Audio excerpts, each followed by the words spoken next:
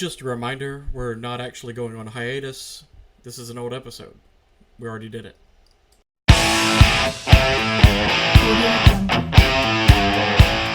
Welcome to our new show, Obsessed, a show where we talk about whatever it is we're currently obsessed with. I'm Caitlin Palmer. I'm Clay.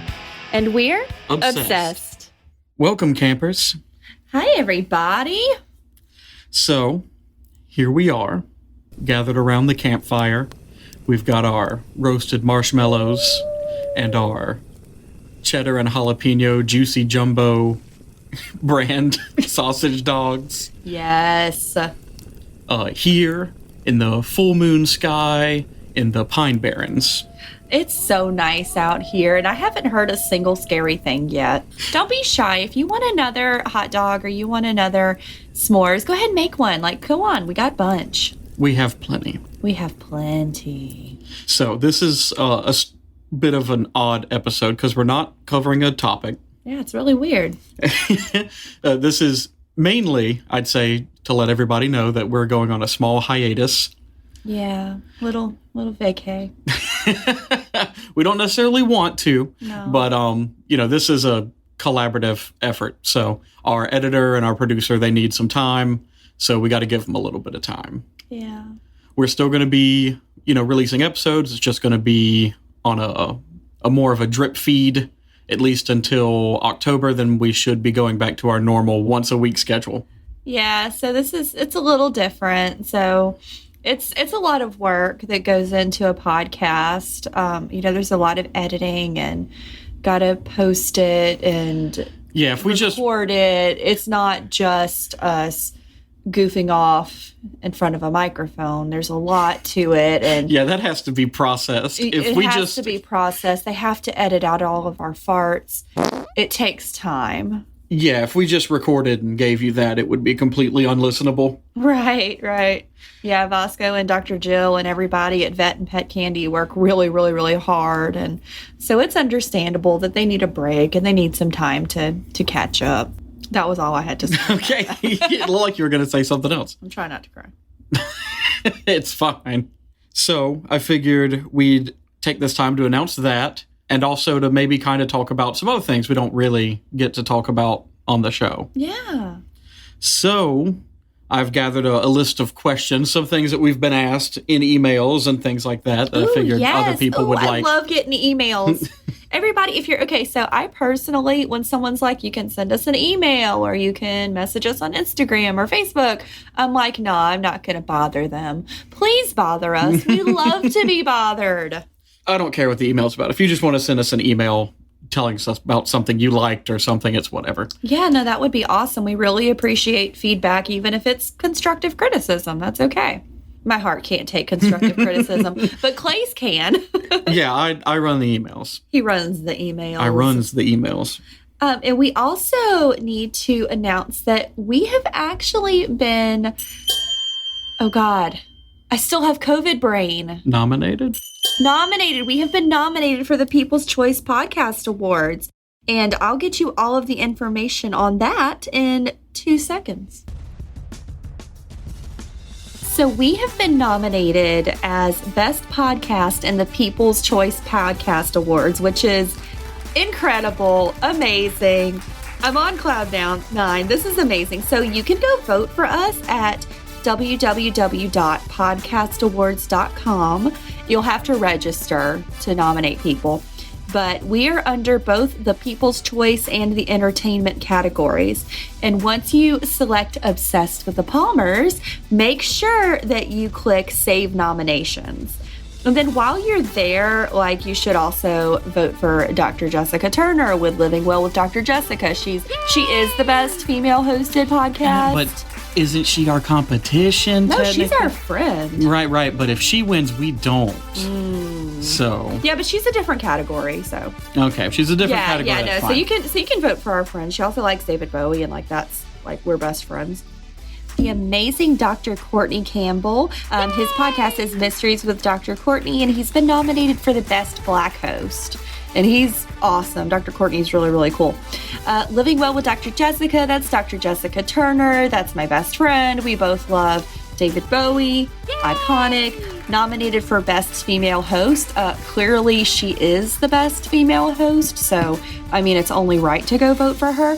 And then our other good friend, Dr. Shannon Gregoire, because she just graduated. She just got her DVM, which is Doctor of Veterinary Medicine.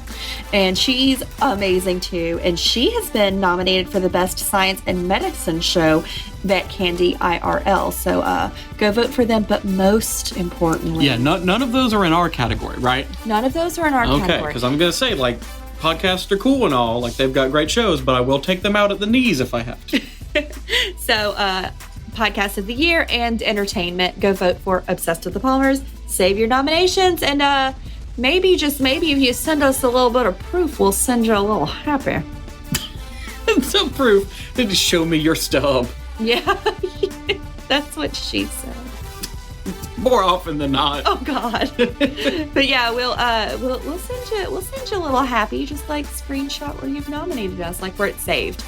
Because after you save it, you can go back and a copy of today's newspaper. And a copy of today's newspaper, and a picture of you holding up 3 fingers, and a DNA sample. And I also want your social security number and your firstborn animal. I don't want a human. The 3 numbers on the back, then the expiration date.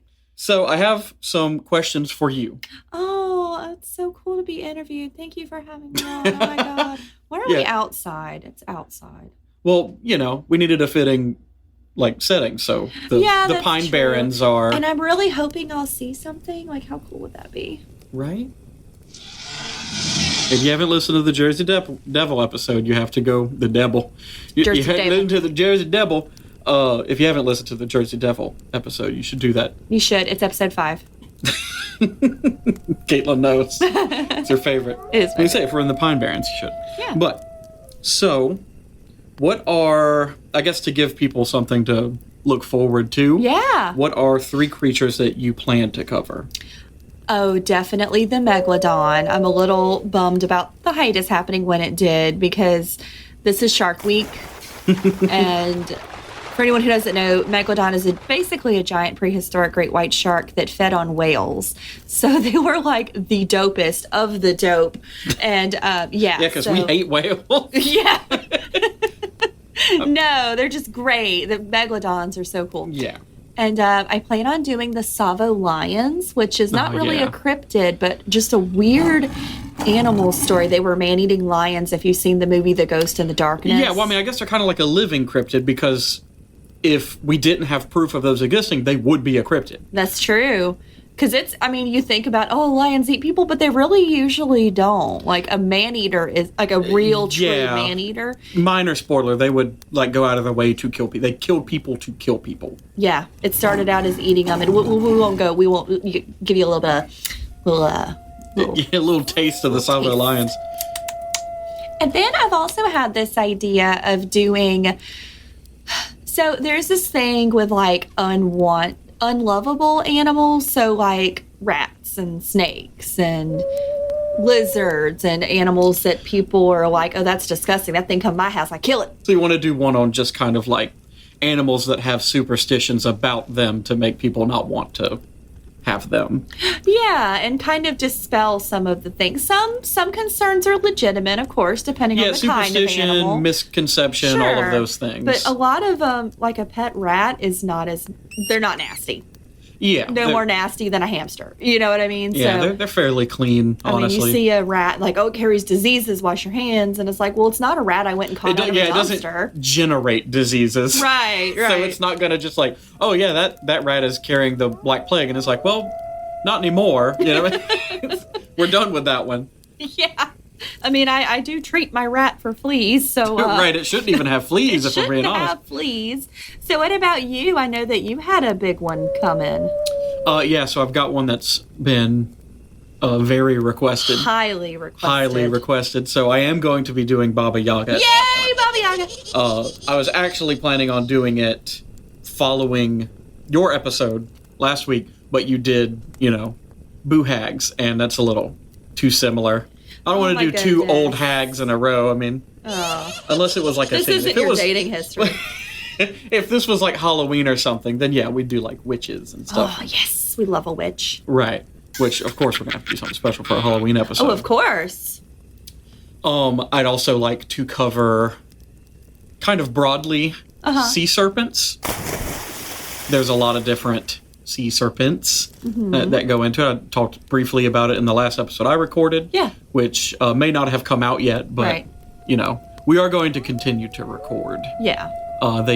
They won't be edited and ready to go yet, so there will be plenty of content to catch up on.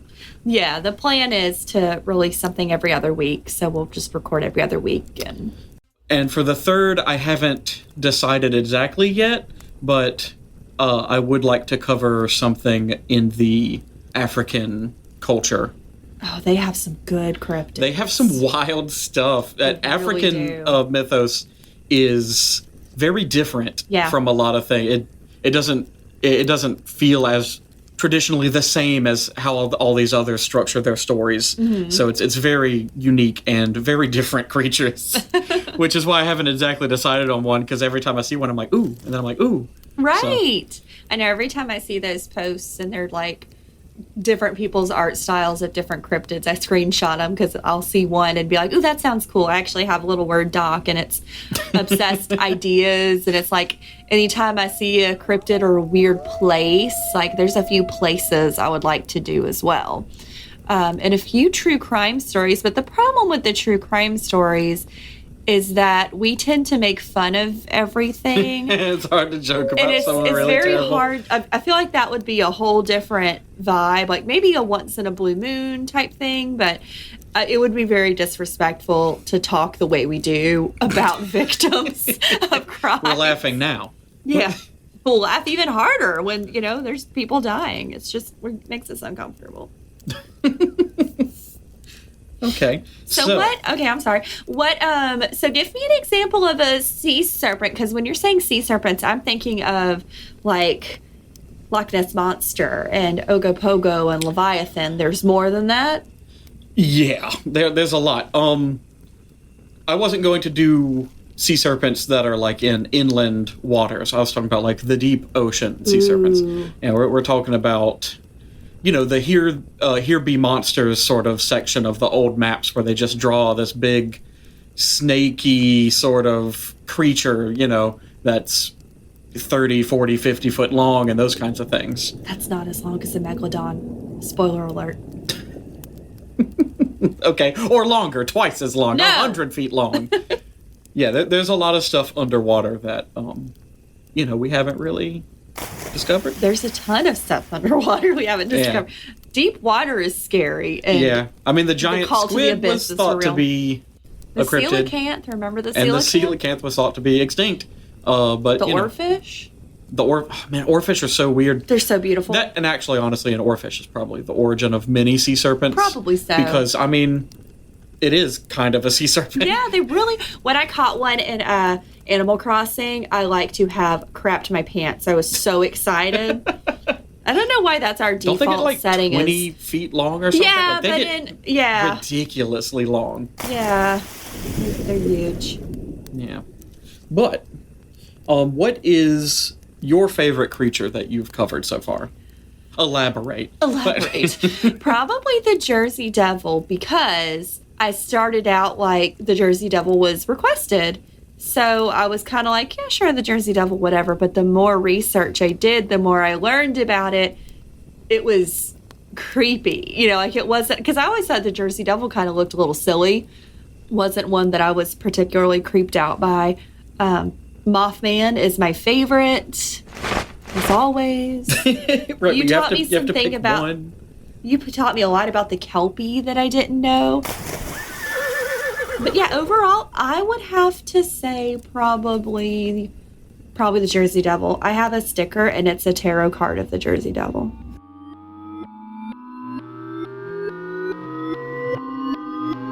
The 13th Child story. This is interesting. A Shakespeare quote? Yes. Okay. Who's ever done that before, right? Well, I mean, like, specifically about the Jersey Devil. Well, in The Tempest, he said, "Hell's empty, and all the devils are here." So, the Jersey Devil is often described as a strange bipedal animal having cloven hooves, a snake or devil-like tail, bat wings, and the head of a horse. It's often depicted with horns. It's said to kill animals, mainly dogs, cats, and chickens. Way uncool, Jersey Devil.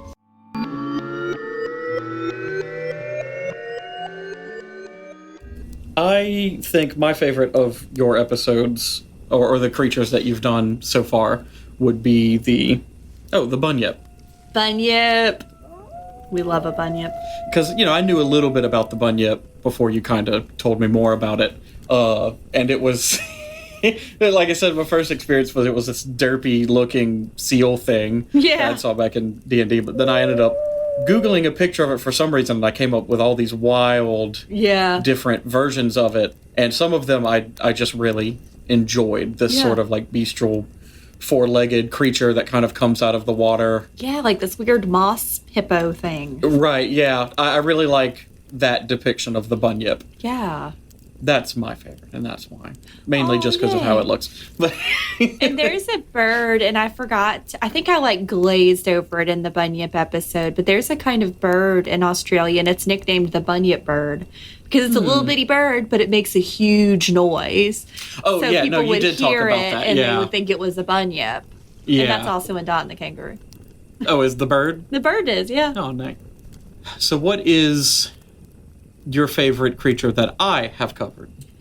Oh, I really liked the Kelpie. Are we talking about creatures or episodes? You can talk about episodes. My favorite one that you've done, and they all slap ass, babe.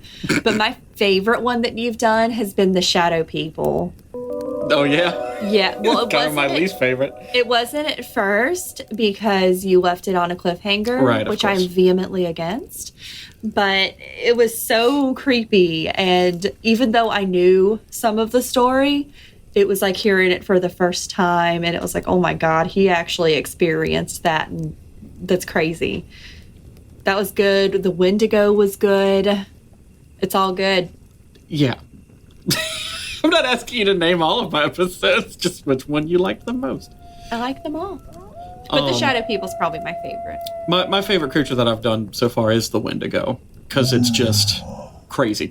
Yeah. It's a crazy creature. It is so terrifying. Yeah. And even more so for, the people that 100% believed they exist. Mm-hmm. How terrifying that must be to live in their world. Yeah, because it's scary, and we're not anywhere near where Wendigos would be. Well, so they're really not kind of close. Close-ish. So we're at the bottom of the... we're always at the bottom. We're at the bottom. Always. Yeah, our closest cryptid would be the Rougarou, and we will cover that eventually. We will, and there is a Rougarou festival in October on your birthday. On my birthday. Well, then maybe we'll do the Rougarou for then. The Rougarou festival. Let's do it.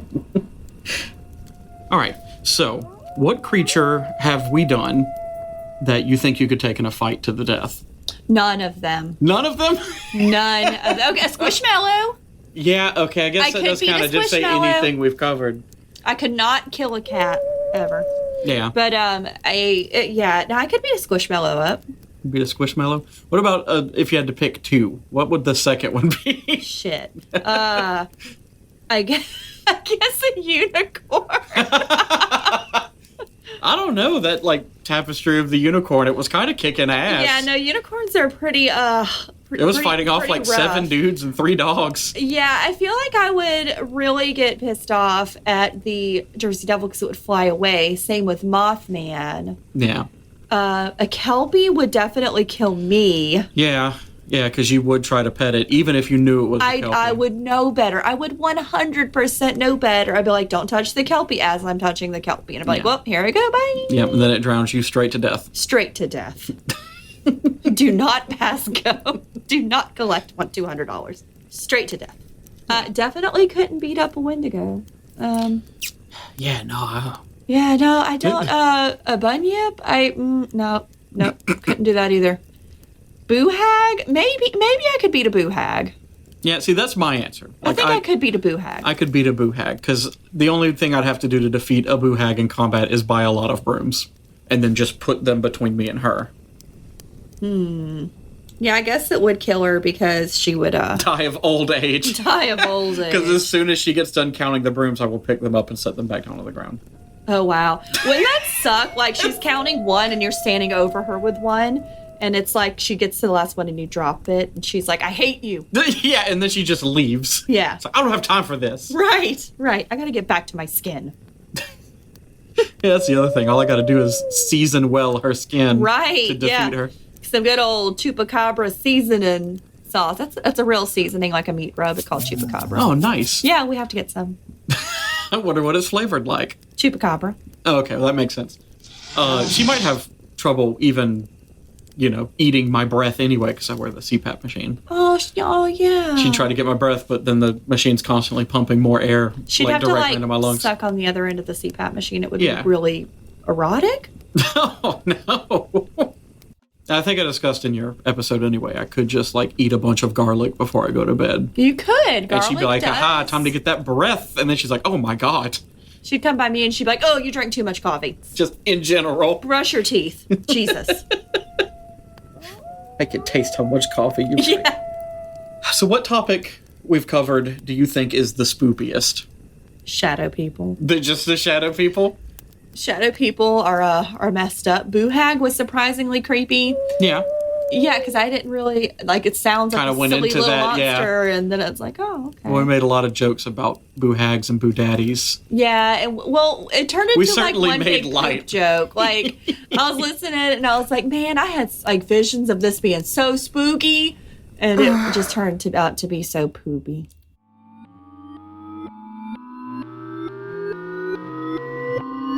Often the boohag will return over and over to the same person and slowly drain their energy. Victims will often awaken feeling short of breath or tired, but otherwise okay. If a victim struggles or inconveniences the boohag, she may skin him alive and shit on his chest. She may shit on his chest. It's not Amber Heard. What? We're talking about the boohag. Oh no, she would shit in the bed.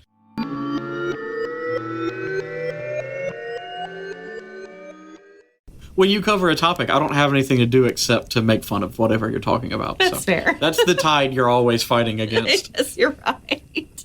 I'm actually not super spooked by the shadow people. I kind of know how to deal with that. I guess you're not. Yeah, I had to deal with that already. You're just like, hey guys. That's a fear I know, Right, yeah. Better the devil you know kind of thing. I'm actually most creeped out by the Fermi paradox. Oh God, I had repressed that. No! Yeah, it's a different kind of fear. No. Yeah. I hate the Fermi paradox. Yeah. Ruin me. Yeah, it's an existential fear. I live in that every day. But maybe that's why that doesn't freak me out, because I'm like, I struggle with the meaning of life every morning when my alarm goes off. I think the main thing for me is that exists, and also we don't know exactly what our filter is, so it could be anything. You know what I mean? Exactly. It's that not knowing. Anytime something happens, oh, is this it? Is this You're right. Is this the one? Y2K? Right. No, I remember how big a deal Y2K was back in the day. Mm-hmm. I remember taking the cartridge and the batteries out of my Game Boy and wrapping them in tinfoil. That's adorable. Because I was so worried my Game Boy Color and my Pokemon Yellow were going to get ruined. Oh my God, I didn't think I could love you Y2K more. virus. Oh my God. I remember we got a bunch of water. Just a bunch of water? Yeah, doom prepping kind of, and yeah. Yeah, and then nothing happened. Nothing happened. Yeah, no, the news stations blew that extremely out of proportion. They did. They really did. Because it was would one be an interesting episode, I think. One person said this was going to happen, and everybody was like, "That's it. It's the truth." Yeah. Other scientists are like, "What? There's no basis for this." Right. This is wild speculation at best. But we took it. We ran with it. So about how you come up with what you're going to talk about. How do you decide which creature to cover next? Well, like I said, I have a list of things I would like to cover. And then I kind of just pick whatever I'm feeling that week, that month, that time. I'm just kind of like, this is cool. This is cool. Or if someone recommends one, especially one I've never heard of, then I get excited and go balls deep. Balls deep? Yeah. Yeah, when it comes to me, if anyone suggests something, I immediately look it up if I don't know anything about it. Right. And I do end up kind of psyching myself up for it. Those end up being the most interesting because you don't have that preconceived, oh, I know about Mothman. You know, you're kind of going into it with open eyes and an open heart. Yeah, so if you send us something in, just know it usually, like, we don't have a default sort of rule for this, but it does kind of take precedence over whatever we were going to cover before that. Yeah, of course. We're just kind of like, oh, well, let's see what this is about. And it's like, oh, man, this is cool. Yeah, we love you guys. Now I've already, looked at 6 different articles and watched 3 different YouTube videos. Right. I guess I'm going to do this one now. I've already done. Yeah, for sure. So that actually brings us, I guess, to the next question. Well, how do you research? Oh, yeah, I guess I got to answer, huh? I play it fast and loose, you know what I'm saying? I procrastinate, mostly, until a couple of days before, and I'm like, okay, let's decide on a topic. I spend most of my time deciding if I'm going to do something or not. Mm-hmm. So I've already kind of done the research on a lot of different cryptids, because I'll be looking at something, and then something will be in the related searches, or show up in an article mentioned, and then I'll look at that, and I'll be like, oh, wait, no, I'm doing this one. And I'm like, oh, well, actually, I think I'm going to do this one now. And then basically, when my time has run out, I'm like, I do have to pick one. Right. Right. That's kind of how I decide. That makes sense. And I try to answer questions that I think of along the way, like, well, what happened to this? Or like, why didn't this guy, blah, blah, blah. Yeah. So I try to... Why didn't this guy bring back the entire corpse of a bunyip? Yeah, why didn't they send the young guy to go get the bunyip? I still don't know. I couldn't find it. I don't know why the unicorn and the elephant don't get along. So how do you go about researching then? So I use multiple sources. I try not to trust. I try to go with more reputable sources. So like Encyclopedia Britannica. Well, I mean, the problem with like cryptids is you'll get a lot of like personal accounts or individual stories. Yeah, and I still read those. And if they're good, I still mention them. But I don't state them as gospel truth. I'll be like, well, I read a story where this happened. Right. Some variations are this. I got to actually talk to a really good cryptid podcast. Their host, I've sent him a message on Instagram. I'll go back and find hold on, I'm going to pause and find his name. It's called Out There, a Cryptid Podcast. That's Out There, a Cryptid Podcast. And he's really, really good. And I had sent him a message. I was like, hey, me and my husband just started this podcast, and it was going to originally just be about obsessions, but it's kind of turned into cryptids. And, do you have any advice you could give us? Because I really like the way his show is. And he, one of the best people, which he gave me a ton of good advice, but one of the best parts was to, look at the facts too. Don't just go off of, oh, this is definitely a real thing. And it's like, yeah, I don't really believe in half of these things. Right. But they're still based somewhere in truth. Right. Yeah. There's always some sort of truth that, these things were built of, you know. Even talking about like my experiences with the shadow people, I dealt with all of that, but there can still be an explanation as to why those happen. I tried to cover some of that with, the psychology behind it and how human brains are just wired to... Right, and how certain medications, it's literally a side effect. Yeah, yeah. So there's all kinds of hows and whys. But with the different stories, you do get a lot of them where it's like, it's mostly the same, but then there's like this one weird thing that sticks out. Like, and it had a duck fin. And it was like, the is a duck fin? Yeah. Ducks don't have fins. I was going to say a duck bill and like a fish fin. Duck bill. Anyway, a duck fin. But then nobody else contains that. And if it's particularly interesting, I'll mention it. But I usually also mention like, this was in one account. Sure, or say the vast majority of accounts say it looks like this. I dig around. On the internet a whole lot. I dig around, round. I dig around, round. There's always going to be a little show tune in the middle. Yeah, always. I can't help it. It's who I am. Welcome to my campfire. Yeah, mine's very amateurish. I'll just kind of Google and follow a link that follows a link and follow a link. until I've exhausted that and then go look at something else. I'll play around on YouTube a bit. There's usually a video about there's something. almost always a good video. Finding a good one, though, is actually difficult. It is. It is. And I really enjoy, and I try to include them when I find them. Like, you know how you type in stuff and the farther down you go, the weirder, more off-brand stuff. Like the unicorn that killed my girlfriend. I was like, okay, what? Right, or the Beast of Bray Road that was just a woman shitting on the side of the street.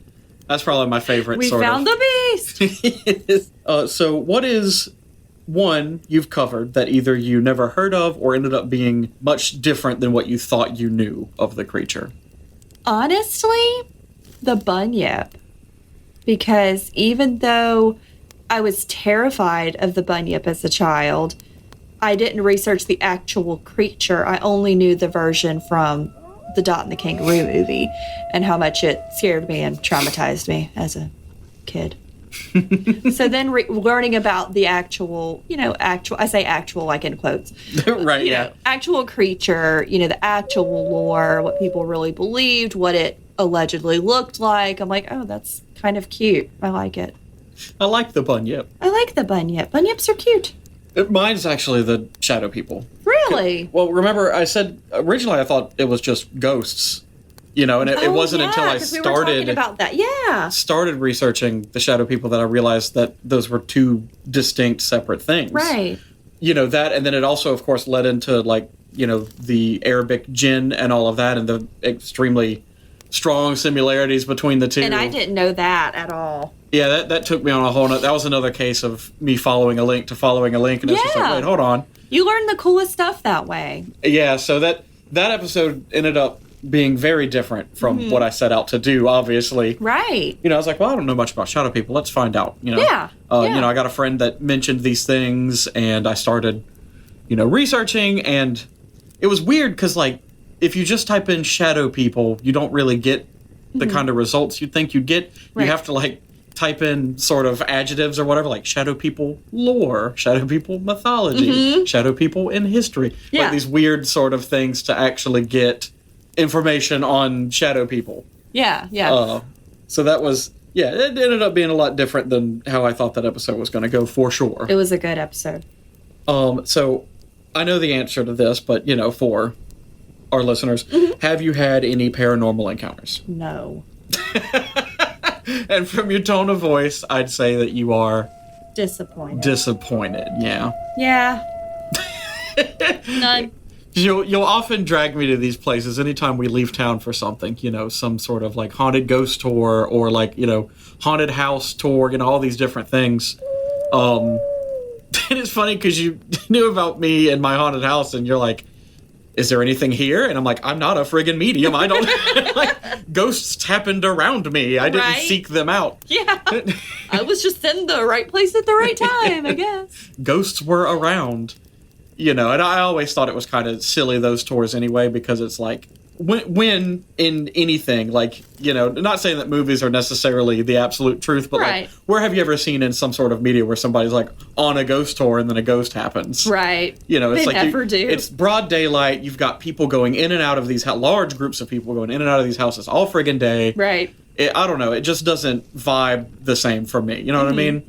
Well, it's not the same as being alone in a place. Right. Yeah. You think of a haunted place and you think of this secluded, sectioned off, run-down house that's been abandoned for years. No one's been in there, and it's sort of that introduction of life that sort of sparks up all these old things. Sure, and I heard on a show, and it kind of made sense to me. It's like, if you're in your house and there's people in and out, you're probably not going to be as active as you would be when you're by yourself. Yeah. You're probably going to be more yourself, louder or whatever.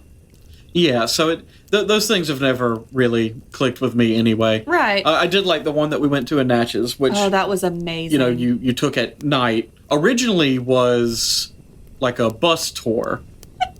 It looks like Orville stowed away on our camping trip. Orville, are you in our bed? Oh, my God. Orville, we're going to have to text Dr. Vic Extra and tell him we stole the cat. I knew it felt 60 pounds too heavy. It did.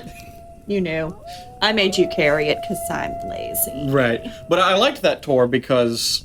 Well, originally, anyway, it would take you to places that you couldn't kind of get into normally. There was a closed-down bank, which unfortunately was removed from the tour. Due to COVID restrictions, we'll have to go again now and see. Yeah, if it's maybe open. it'll have returned back to normal.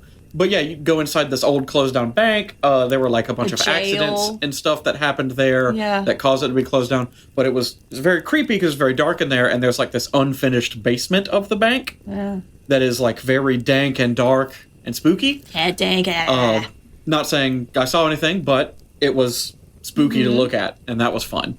Going to the very large graveyard at night was also like a thing. I actually took you to that graveyard.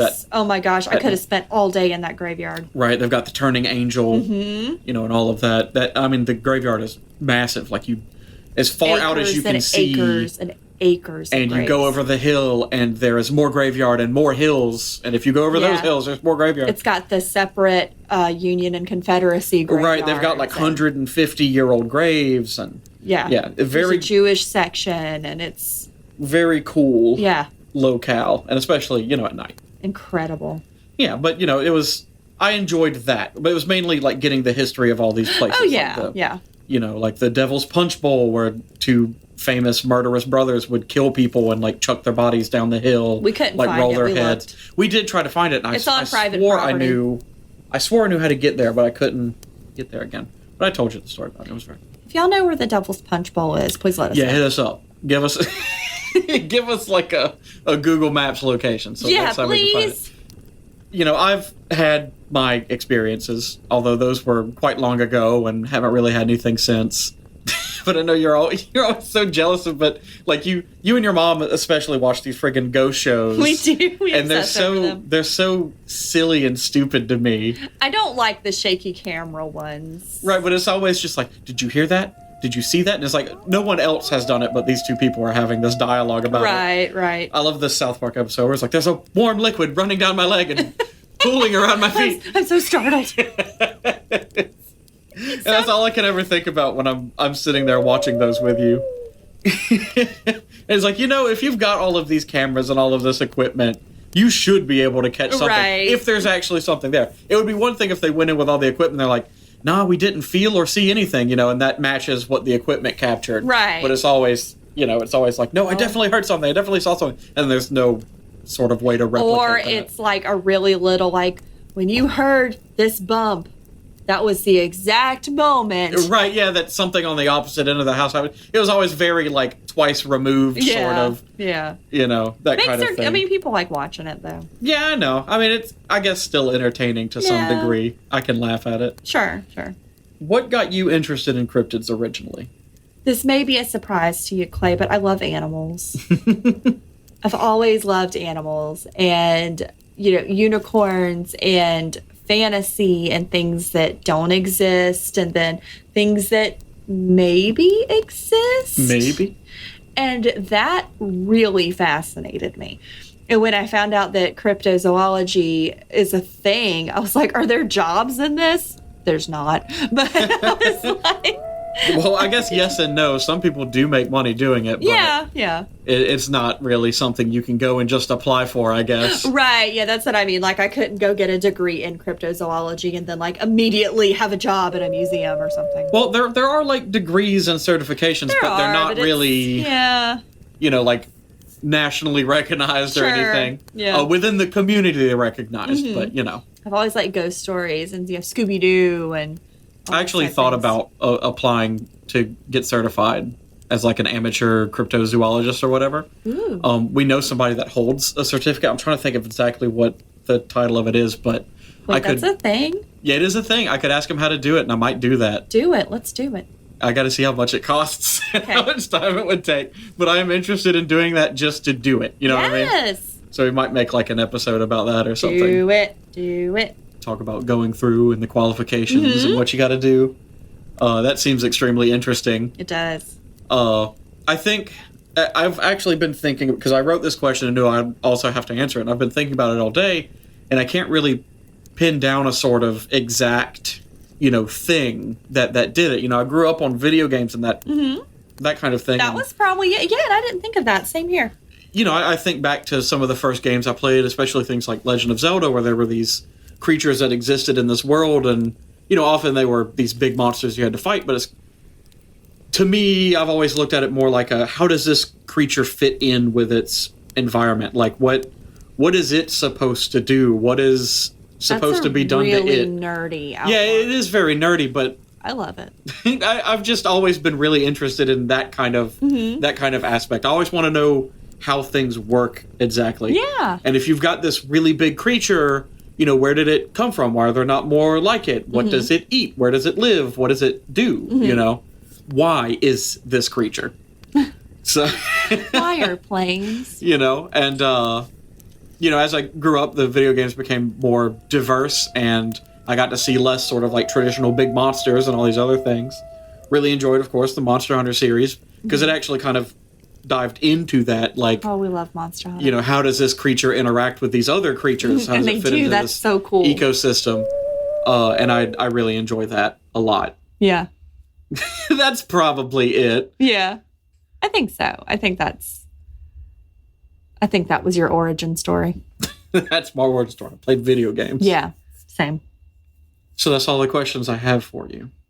Because, you know, of course, if someone wants to send them in, oh, yes. they can always do that. We'll talk about those, you know, another time. Yeah, absolutely. Send them in. We'd love to read them and talk about them and live them, experience them. Make fart jokes about them. Make fart jokes about them. Well, I'm sorry that I took you all the way out here to the Pine Barrens and we still haven't seen the Jersey Devil. Oh, it's okay. I kind of figured, you know, I hadn't got to see anything paranormal ever my entire life. So, like, it's all cool. It's cool. It's cool, Jersey Devil. Wait, what's that? Did you hear that? You're making fun of me. Stop. No, I heard something. And now there's a warm paste gathering at my buttocks. Okay, everybody, let's just go back in the cabin. Clay has shit himself. It's time to go back in. Well, I hope y'all have enjoyed whatever this is. Sorry about the hiatus. We will be back. We're going to be working on content in the meantime, so you know we're not quitting. We just got to give our I guess I don't know. I was going to call them coworkers. That's not quite the same, but our collaborators time to catch up on all of their projects. Yeah, absolutely. They said we're too productive. I've been called a lot of things. Yeah, right. But I've never been called too productive. They do 80% of the work. So yeah, honestly, they do. And we love and appreciate them so much. And, you know, before we record, we always say, we love you, Jill and Bosco. And we mean it. Here we are publicly saying, we love you, Jill and Bosco. And right. They can't edit it out this time. Nope. It's part of the show. Well, I guess they can, but. They can, but they won't. I'm manifesting that they won't. And I'm manifesting that we'll be back and better than ever. Yeah. Give it, you know, having this time, we can use it to sort of map out where we want to go. So, thinking about making a few small changes to just kind of the structure. So, you can look forward to that. Yeah. Whatever that means, it's a secret for everybody. I don't even know. I like to do things that Caitlin doesn't know about. Same. That's why I always hide my topic. Yeah. Even though, like, we've decided, I've decided I'm not trying to hide it anymore. Like, it's whatever. I'm hiding it.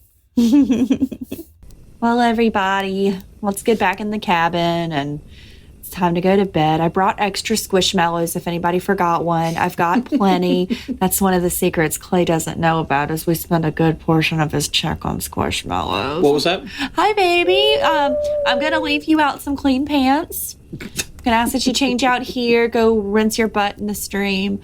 Everybody, let's go inside and... But what if there's kelpies in the stream? There's no kelpies in the stream. There's definitely kelpies in the stream. So anyway, let's go eat our feelings, everybody. Who wants popcorn? I brought tiramisu, but, like, you guys can't have any. Really? This is not some ASMR where they get to listen to you eat tiramisu. Ugh, their loss. Goodbye, everyone. Goodbye.